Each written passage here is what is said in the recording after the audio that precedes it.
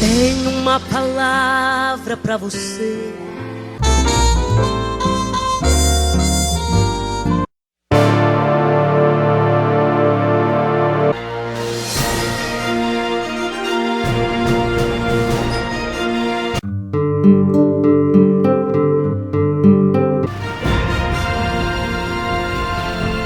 Saúdo a todos os internautas, professores, professoras, com a doce e gloriosa paz de nosso Senhor e Salvador Jesus Cristo. Nós estamos agora no último trimestre e todos que acompanharam estas aulas, nós juntos vamos aprender sobre os 10 mandamentos. Na lição passada, nós estudamos sobre não terás outro Deus diante de mim, primeiro mandamento. E nessa lição nós vamos para o segundo mandamento, que é a lição 3, não farás para ti imagem de escultura, a devoção e a reverência ao único Deus e verdadeiro Deus. É essa a nossa devoção, é o que nós está proposto para nós, esta fidelidade. Amar a Deus sobre todas as coisas. Deus quer um relacionamento de fidelidade, não amar a outro. Foi explicado na lição passada, como o marido que tem a sua esposa e não quer que ela ame outro, ame somente a ele. Deus quer que nós tenhamos um relacionamento com ele.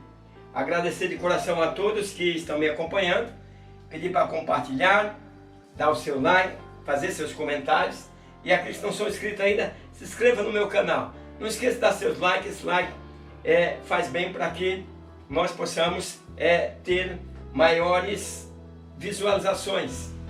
Então, a lição de hoje vem trazendo, não farás para ti imagem de escultura.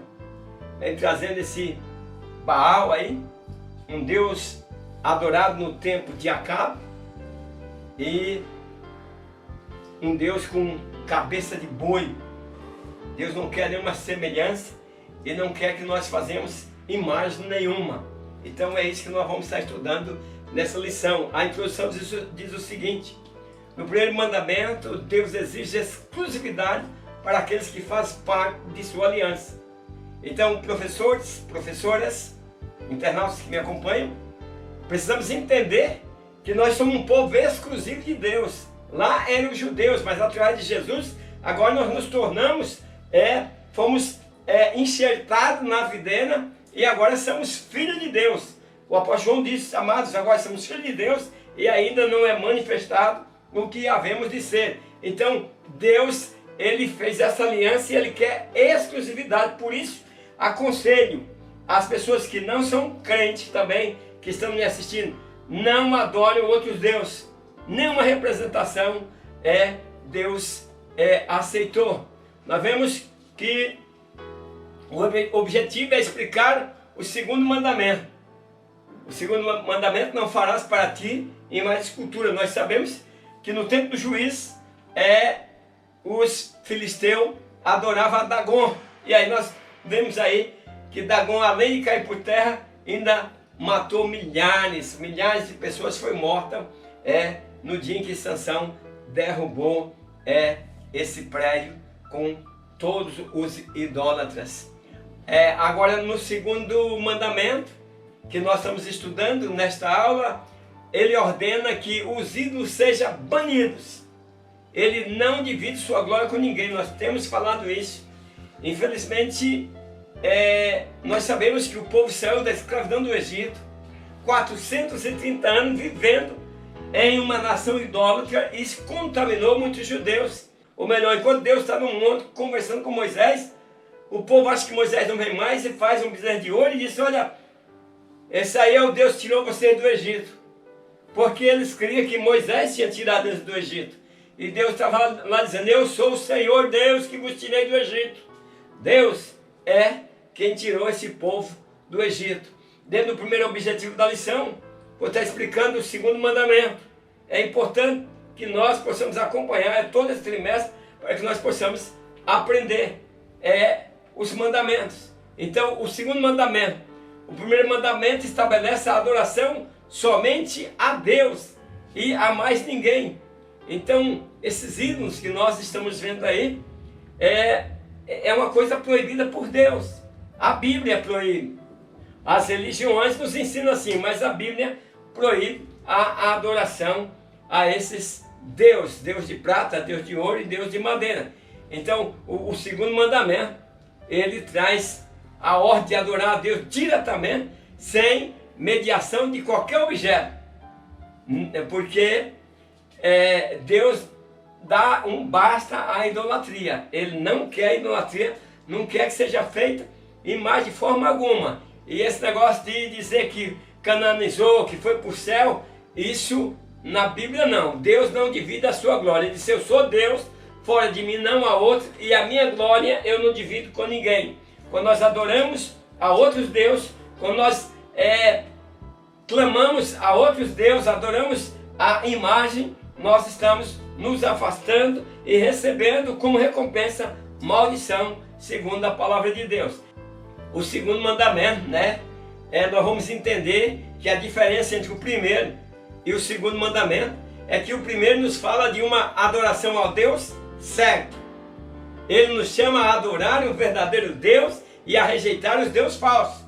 Já o segundo mandamento nos ensina a adorar Deus certo, de modo certo.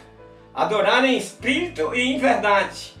Então, entendendo aí o segundo mandamento, o tópico 1 e 1, a diferença entre o primeiro e o segundo mandamento é que o primeiro nos fala de uma adoração ao Deus certo e rejeitar o Deus falso.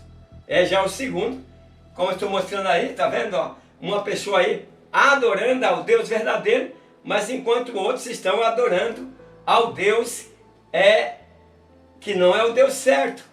Então adorar de maneira certa. Então, na verdade, o Deus Criador não pode ser comparado com ídolos feitos à semelhança de homens.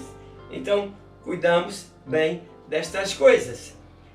Na verdade, o Deus Criador ele não pode ser comparado com essas coisas. Então, no primeiro mandamento, nós devemos adorar Deus certo, da maneira certa. O 1.2 diz assim: a proibição do mandamento. A ordenança era simples: não fazer imagem de escultura. Então, professores, vai sempre lembrando os alunos aí, para que ao terminar a lição, eles saibam os 10 mandamentos de cor. Primeiro mandamento: não terás outro Deus diante de mim. Segundo mandamento: não farás para ti imagem de escultura. Então, é ordenança de Deus, é uma proibição. Então, a ordenança era simples: não faz imagem de escultura. E o que era um ídolo? Ou o que é um ídolo? Não, era uma arte criada com ferramentas, Era moldado por mãos humanas e esculpido em madeira, pedra ou metal ou no barro, como sendo a representação de algum ou algo divino. Isso totalmente reprovado por Deus. A Bíblia diz que semelhante a eles é os que fabrica e os que nele confia. Então, não faça isso. Fizeram um bezerro de ouro, Deus reprovou. A adoração a um santo de barro, Deus reprova. Cuidado. Então, nós vemos aí a pessoa esculpindo em uma madeira um Deus para que esse Deus seja adorado. É outra coisa que, sem discriminar a religião de ninguém, mas a Bíblia diz: é pecado. Deus não aceita. O segundo mandamento: não farás para ti imagem de escultura. Nós vemos que no Egito eles tinham vários deuses, Deus Anubis, Deus Sete, Deus Horus. Então, o segundo mandamento não rejeita a arte de inventar coisas, rejeita o ato de fazê-las para que sirva de objeto de adoração. Então, Deus não quer que nós façamos essas coisas. Então, quase todos os deuses do Egito eram representados em uma forma de animais. Então, aí nós temos o deus Anúbio, que era um homem com cabeça de chacal. Nós tínhamos o deus Sete, que tinha o corpo de homem com a cabeça de um cão de orelhas alongadas e caudas eretas. E temos também o deus Horus, que era um deus com uma semelhança com a cabeça, tinha um corpo humano com cabeça de falcão. Eram as divindades ali do Egito que eles adoravam, uma representação de Deus, e Deus abominava. E aí se paga caro por colocar outro Deus ou por fazer imagem de escultura. O 1.3 diz assim: a explicação do mandamento. Deus se recusou a ser representado pela imagem de qualquer coisa existente na criação. Então lembra, não faça nada representando Deus, pois Ele se recusa. E Ele pediu: não farás para ti imagem de escultura. Então a explicação do mandamento. A ordenança era simples: não faça imagem, certo? E pior, prostrar diante delas, como nós estamos vendo aí. Então Deus proíbe a idolatria, porque é um Deus zeloso, é um Deus ciumento. Ele não quer essas coisas, não deseja obter algo que não lhe pertence. Então falamos de um zelo santo que protege sua possessão. É como o amor de um marido que intensamente, ele ama intensamente a sua esposa e não suporta vê-la nos braços de outro homem. Trouxe essas cenas aí, né? Você vê o marido chorando enquanto a sua esposa, ele não suportou ver a sua esposa lá nos braços de outro. Também temos um pequeno filme aí, aonde o marido pega a sua esposa com outro homem, uma cena desesperadora, né? E é triste. Então Deus está mostrando isso aí, a aliança: não terás outro Deus diante de mim. Quer dizer, o marido: não terás outra, para a mulher, não terás outro homem para ocupar o meu lugar, pois eu sou seu marido. E fala de fidelidade, tanto o primeiro mandamento como o segundo fala de fidelidade. Então não traga uma outra imagem para representá-lo. Então o zelo de Deus também é protetor e Ele nos guarda dos perigos espirituais. Então esse zelo divino reflete a natureza profunda e exclusiva do relacionamento que Deus deseja ter conosco. Ele quer um relacionamento exclusivo, não quer você com várias crendices. Vamos para o ponto 2. Dentro do objetivo do ponto 2 é expor os avisos e promessas do segundo mandamento. Aos avisos. É preciso cuidar da exposição do Êxodo 20 e verso 5. E no 6, né? No que concerne a palavra de Deus sobre vista a maldade dos pais dos filhos. E faz misericórdia, pois há os que fazem uso destes, né? E outros textos para respaldar e defender a ideia de maldição hereditária, que isso não existe. Criando confusão, principalmente em pessoas que não valorizam o estudo contínuo e sistemático da palavra de Deus. As pessoas estão sem estudo e aí as pessoas falam em maldição hereditária e elas acabam acreditando. Porque está escrito: visite a maldade dos pais nos filhos. E aí eu trouxe uma sequência aqui: avô, pai, filho e neto. Uma geração. Então tá, a maldade em Êxodo 20, verso 5 é uma das principais expressões do Antigo Testamento para indicar pecado. Eu trouxe aí uma pessoa diante de uma imagem, né, adorando. Isso aí é pecado. Deus está mostrando, é pecado, e por isso a maldade de pais e filhos. Ele visita essas maldades, aprendendo dos pais. É isso que ele está dizendo, vou estar explicando melhor. Então vamos notar aqui o final do versículo 5, dos que me aborrecem. Então é o seguinte: ele visita as maldades. O avô foi idólatra, praticou maldade, não ensinou o filho prosseguiu no mesmo caminho, o neto no mesmo caminho e o bisneto no mesmo caminho. Então o que acontece? Aí Deus visita a maldade dos pais nos filhos, trazendo a mesma maldade do pai. Mas se ele se converter, essa geração não é alcançada pela a ira de Deus. Então não é porque o neto está assim, porque o avô era desse jeito. Nada disso. Se o neto se converter, a maldade dele será limpa e a justiça de Deus, o juiz de Deus que vai alcançar aquela geração, passa direto, porque ele se converteu. Então, é a maldade, ele visita a maldade, tá bom? Então, se nossos pais praticam maldade, mas nós não praticamos, nós estamos salvos, porque o Senhor visita a maldade. Conseguiram entender? Explica bem aí, professores, para os alunos, que Deus visita, né? O versículo 5 diz que ele visita a maldade dos pais dos filhos até a terceira e quarta geração. Não é que essa geração está trazendo aí uma herança hereditária de pecado, que ele está sendo condenado por causa disso. Não se converteram. Os pais eram assim, ensinam para os filhos, eles continuam no mesmo caminho. Então, a maldade será vista por Deus digna de juízo. Mas aqueles que se convertem saem desta linha da geração que é visitada por suas maldades. O 2:1 diz assim: a iniquidade dos pais nos filhos. Conforme o dicionário hebraico de Strong, maldade, em Êxodo 25, é uma das principais expressões no Antigo Testamento para indicar pecado. Então, visita, os pecados. O pecado sendo transferido. Nós temos que ter muito cuidado, professores e professoras, para nós transferirmos o amor de Deus para os nossos filhos, para os nossos descendentes, e não transferir para eles o pecado. Então, maldade, né?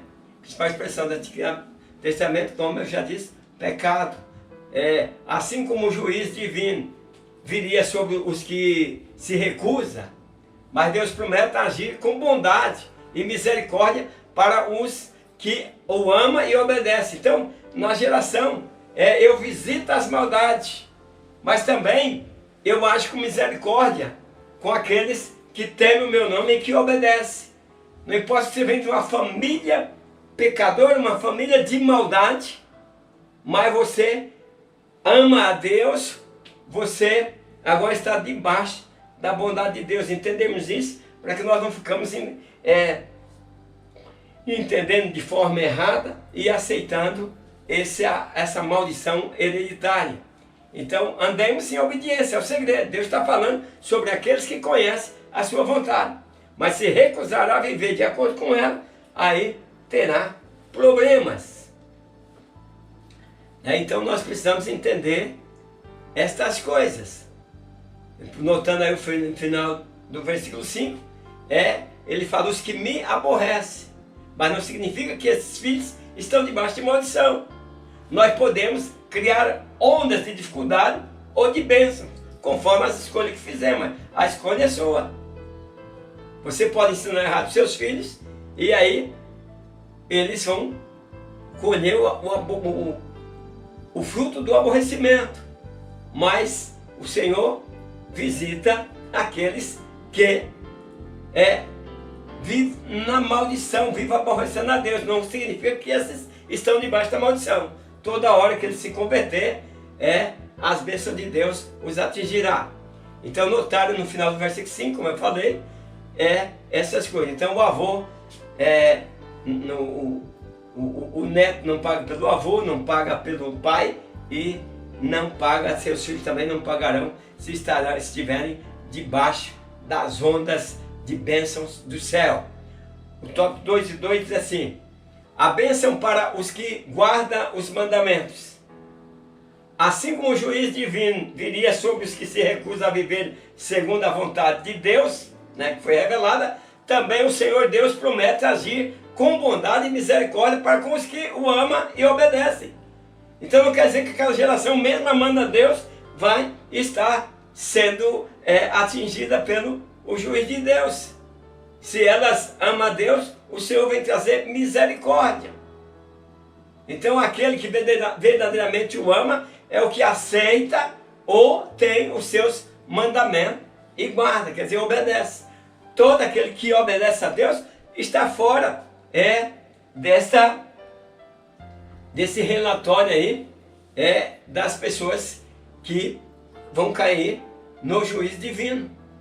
O apóstolo escreveu que este é o amor, que andemos em obediência aos seus mandamentos. Então, é dever nós obedecer ao Senhor e obedecer o que Ele tem nos colocado. 2.3 diz assim: Deus quer ser ouvido, não visto. Então vivemos um tempo em que as pessoas, para serem levadas a acreditar em Deus, necessitam de um veículo de fé, um objeto, uma imagem de escultura. Então Deus não se revelou no Sinai de maneira visível, mas audível. Moisés ouvia a voz de Deus. Imagem, ela pode ser uma distração. Precisamos ter mais cuidado em ouvirmos mais as palavras. Muitas pessoas fazendo romaria, correndo atrás desses santos, mas não tem nenhum conhecimento de Deus. Então o ponto central do pensamento pagão era fazer ídolos para poder controlar os deuses. Quer um Deus mais amigável, um Deus que pode ser adaptável aos seus propósitos, é isso que eles queriam. Um Deus da forma deles. Tanto é que eu mostrei para você lá, fazendo Deus com cabeça de cão, cabeça de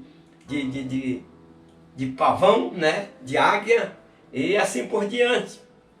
E Deus no monte ouvia esse barulho, trovões, mas não era um tratado visível, era um tratado audível.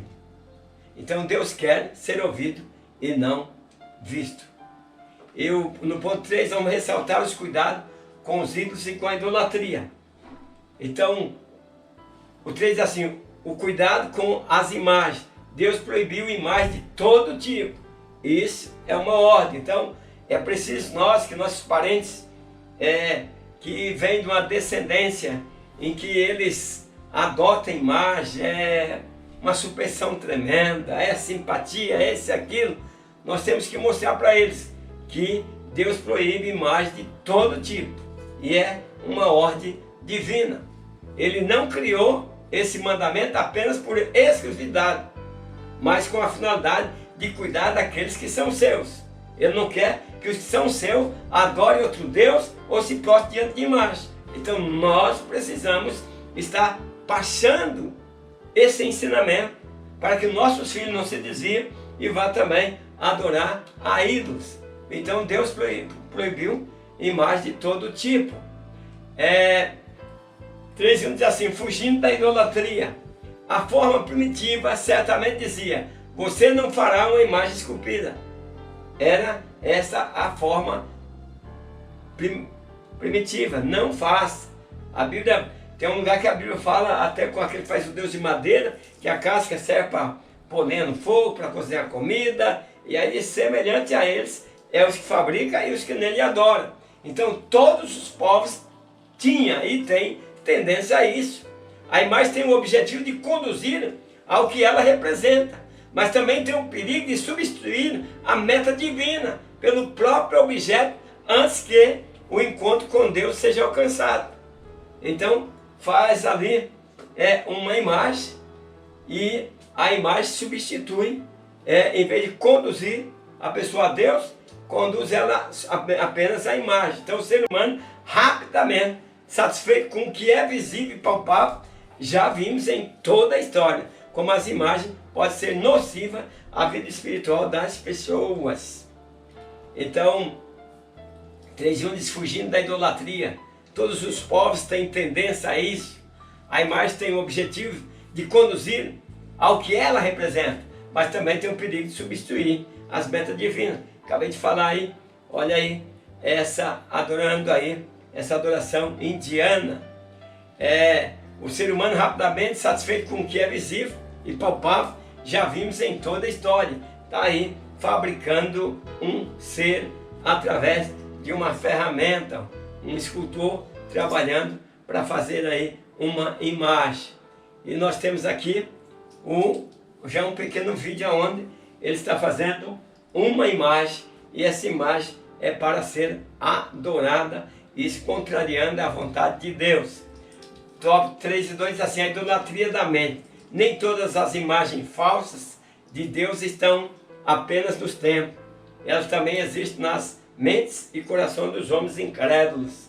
Então a imagem falsa de Deus estão nas mentes e corações de homens incrédulos, formando uma imagem daquilo que não se encaixa é com os ensinamentos sagrados. Então existem também frases como as seguintes, que são frases frequentes que nós ouvimos. Gosto de pensar de Deus como o grande arquiteto ou artista. Não é isso, né? Um pai amoroso. Não é verdade. Não é venha como está e fique como está. Não é dessa forma. Deus quer transformação. Não temos o direito de pensar em Deus como quiser. Nós temos que pensar de Deus como Ele é. João disse, nós veremos como Ele é e como Ele é nós seremos. A triste realidade é que todos aqueles que não conhecem o verdadeiro Deus fabricam ou inventam um falso Deus em suas mentes. Tem pessoas que não têm na parede, mas tem um Deus na mente fabricado. Então o mundo está cheio de pessoas que têm ideias falsas sobre Deus. Ele diz, eu penso assim, outro eu penso assim. Todo penso é todo. Então, siga as Escrituras para que você possa servir ao Deus verdadeiro e não formar outros deuses em sua mente. 3.3, a imagem que Deus aceita. A mente finita, natural, não tem como entender ou captar a grandeza das coisas de Deus ou que Deus realiza. Então, a imagem que Deus aceita. Quando Deus criou todas as coisas, fez homem e mulher a sua imagem e semelhança. Então, qual a imagem que Deus aceita? A imagem que parece com Deus. Qual que é essa imagem? Sou eu, você. Essa imagem Deus aceita. Quando você olha para um ser humano, para um homem, que você vê caminhando, Deus diz, façamos o homem a nossa imagem e semelhança. Essa é a imagem que é aceita por Deus, que é cada um de nós, homem e mulher. Então aqui está o porquê de Deus rejeitar a imagem. Ele já tem a sua imagem. E qual é essa imagem que Ele tem? Eu, você, fomos feitos imagem e semelhança de Deus. Afinal, o próprio Deus já criou sua imagem e semelhança, como eu estou dizendo. Cada um de nós tem em si o meio de fabricar imagens.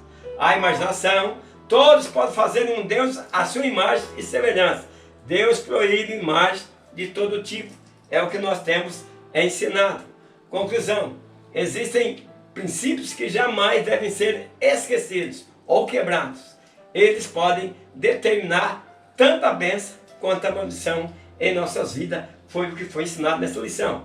Convido você para a próxima aula, que é a lição 4. Não tomarás o nome do Senhor teu Deus em vão. Vamos falar sobre a santidade e a honra ao único Deus verdadeiro, ao único verdadeiro Deus. Então aí nós já vamos aprendendo o terceiro mandamento. Que Deus abençoe a todos. Não esqueça de compartilhar, curtir e fazer seus comentários. E até a próxima aula, na paz do Senhor. Amém.